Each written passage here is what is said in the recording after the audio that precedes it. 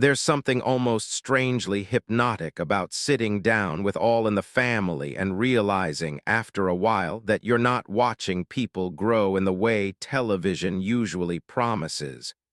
You're watching people hold their ground, hold it tightly, sometimes stubbornly, sometimes out of fear, sometimes out of habit, and the longer you stay in that living room with them, the more you start to understand that the real engine of the show isn't change, it's resistance. It's the way conversations keep happening even when no one involved is willing to give an inch. And there's one particular kind of episode where that idea becomes almost impossible to ignore, where everything builds around a disagreement that simply refuses to resolve, not because it's too complicated, but because nobody is willing to let go of what they believe. It starts quietly, like most of the show's best conflicts do, with something that feels almost casual, maybe even harmless. A comment dropped into the room the way people do when they're comfortable enough not to filter themselves.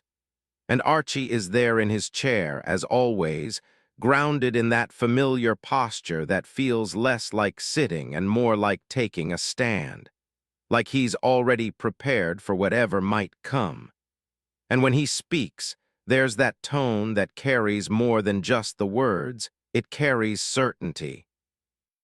It carries years of thinking the same way, years of reinforcing the same ideas. And it doesn't sound like he's trying to start an argument. It sounds like he's stating something that, in his mind, shouldn't even be debated. But Mike hears it differently, and that difference is everything because Mike doesn't just hear a comment. He hears a belief, a position, something that reflects a way of seeing the world that he fundamentally disagrees with. And he can't let it pass, not because he enjoys arguing, but because to him, letting it pass would feel like accepting it. And so he responds, not loudly at first, not aggressively, but firmly enough that you can feel the tension shift in the room. Gloria senses it immediately, that subtle change in the air, that moment where a conversation stops being casual and starts becoming something else, something heavier, something that carries emotional weight.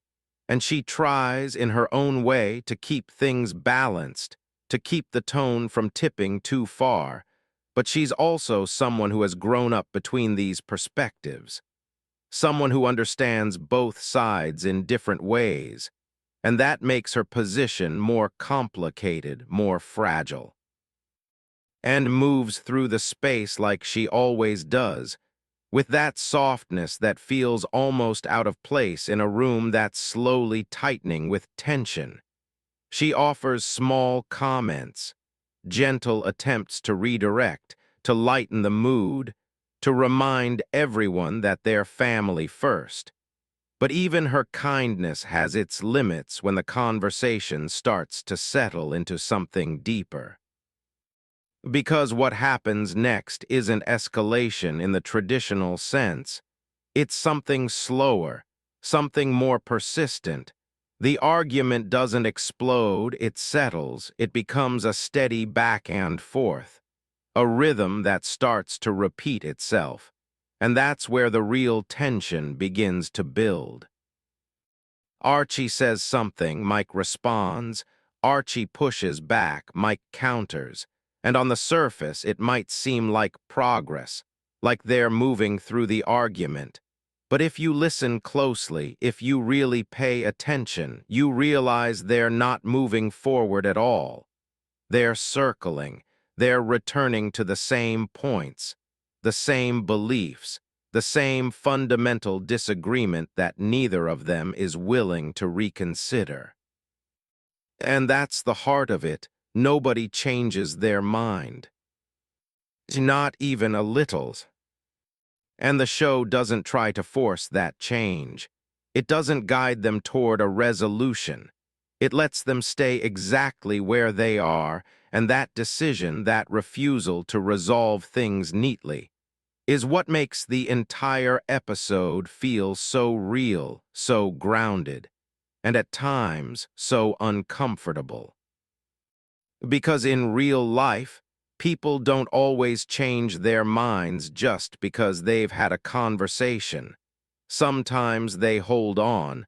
Sometimes the act of being challenged makes them more certain, more defensive, more committed to their perspective. Archie becomes more entrenched as the conversation continues, not because Mike's arguments are weak, but because they threaten something deeper, something tied to his identity, his sense of how the world works. And the more Mike pushes, the more Archie resists not just the ideas, but the implication that he might be wrong. Mike, on the other hand, becomes more determined, not because he expects to win, but because he feels a responsibility to challenge what he sees as harmful or outdated thinking. And that determination keeps him engaged even when it becomes clear that the conversation isn't going to change anything. Gloria gets pulled in more directly, her voice becoming sharper at times, more emotional, because this isn't just an abstract debate for her.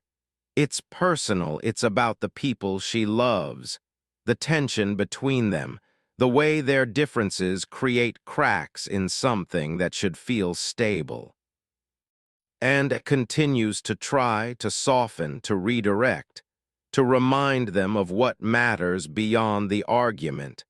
But even she can't break the cycle, because the cycle isn't about misunderstanding anymore, it's about conviction. What makes this so fascinating and honestly so groundbreaking for its time is how the show builds an entire episode around that kind of standoff, where the lack of change isn't a flaw. It's the point, it's the structure, it's the emotional core. Television in that era wasn't built for this kind of storytelling.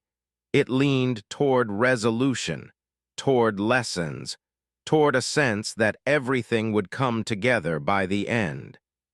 But this show stepped into something messier, something more reflective of real conversations, real families, real conflicts that don't just disappear because they've been discussed.